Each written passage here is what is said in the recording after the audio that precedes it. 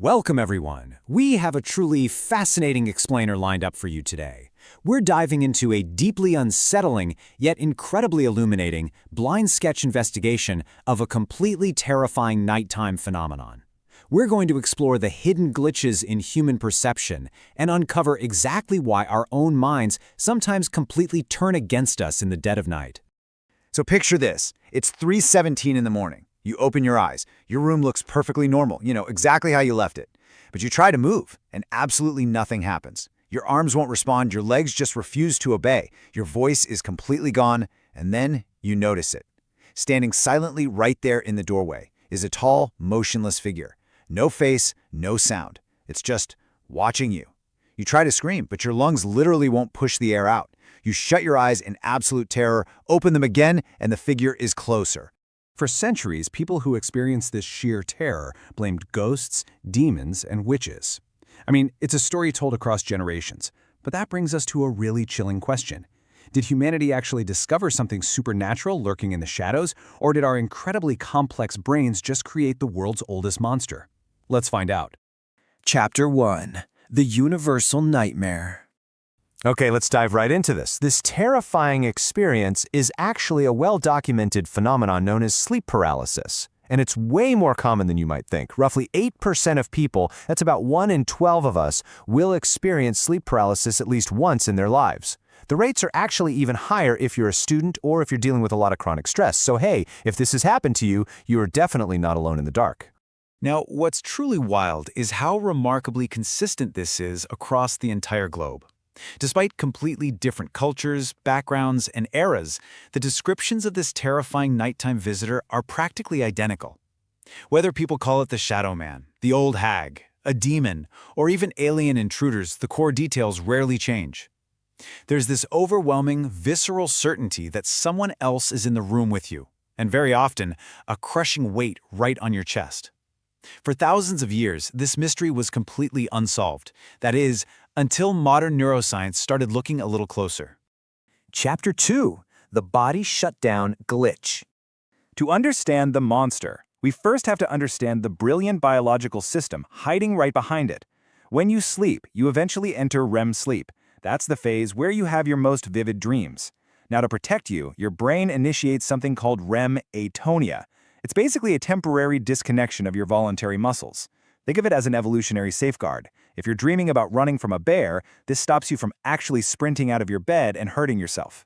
Biologically, this happens through a beautifully efficient three-step process. Step 1, your brain enters the REM cycle. Step 2, it sends a signal down your spinal cord to essentially flip the switch on your motor neurons, completely disconnecting them. And Step 3, your body safely locks into place. Under normal circumstances, this whole system works flawlessly. As you wake up, the lock is released. But sometimes the timing just completely fails, and this right here is the glitch. Your mind wakes up, but your body stays asleep. The chemical lock on your muscles hasn't lifted yet. So suddenly, you're fully conscious, you're fully aware of your surroundings, but you're trapped inside a completely paralyzed body. Chapter 3. The brain hates mysteries. So the absolutely crucial thing to understand here is that your brain hates uncertainty. It is, at its core, a prediction machine. Through a mechanism called predictive processing, your brain is constantly forecasting reality based on the data it receives. It likes order, it loves explanations, and it absolutely panics when things don't add up. Think about what's actually happening to you during sleep paralysis. You wake up, you can't move. Your breathing feels restricted and shallow because your body is still literally in sleep mode.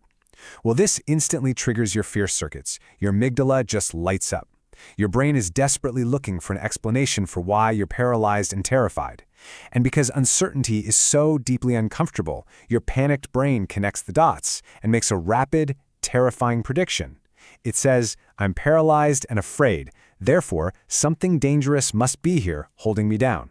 It quite literally invents an intruder to explain its own paralyzed state. Chapter 4. The Invisible Visitor. But why does it feel so incredibly real? People don't just see a vague shadow. They feel an undeniable, physical presence watching them. Neuroscience traces this specific feeling to a part of the brain called the Temporo-Parietal Junction. This is the region responsible for mapping your body in physical space. It's basically how you know where your arms and legs are without having to look at them. When this spatial system glitches during the sensory chaos of sleep paralysis, things get really weird. The brain takes your own body representation and accidentally projects it outside of yourself. It literally creates a duplicate you and places it right there in the room. This is known as a presence hallucination. That overwhelming feeling that someone is standing right beside your bed, it feels terrifyingly real because, chemically and neurologically, your brain is treating it as absolute reality. Chapter 5. Ancient Survival Software. Which brings us to the most logical next question. If your brain is just inventing a presence, why doesn't it invent a friendly stranger holding a plate of warm cookies? Why is it always a monster or a demon or a threat? Well, the answer lies about 200,000 years in our past. Imagine our ancient ancestors. You hear a rustle in the bushes. You've got two options. You can assume it's just the wind, which is a nice, comforting thought, but if you're wrong, you get eaten by a tiger. Or you can assume it's a tiger. If you're wrong about that, you just get a quick scare and you move on. Evolution strongly rewarded the ancestors who made those false positives.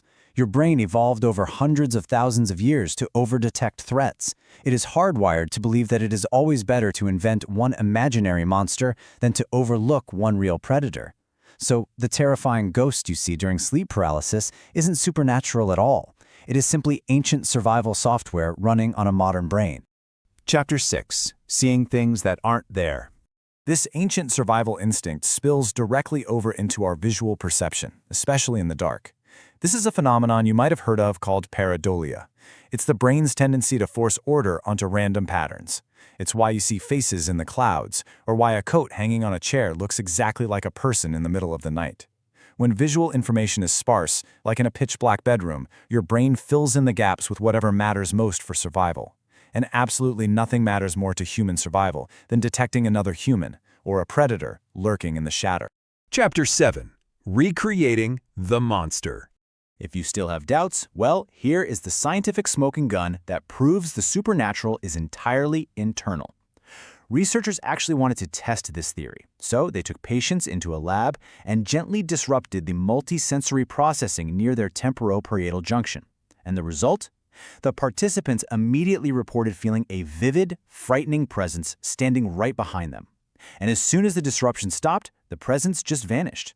No ghosts were summoned, no supernatural forces entered the room. Scientists perfectly recreated the shadow figure simply by tweaking the brain's spatial map. The only thing creating the visitor was the brain itself.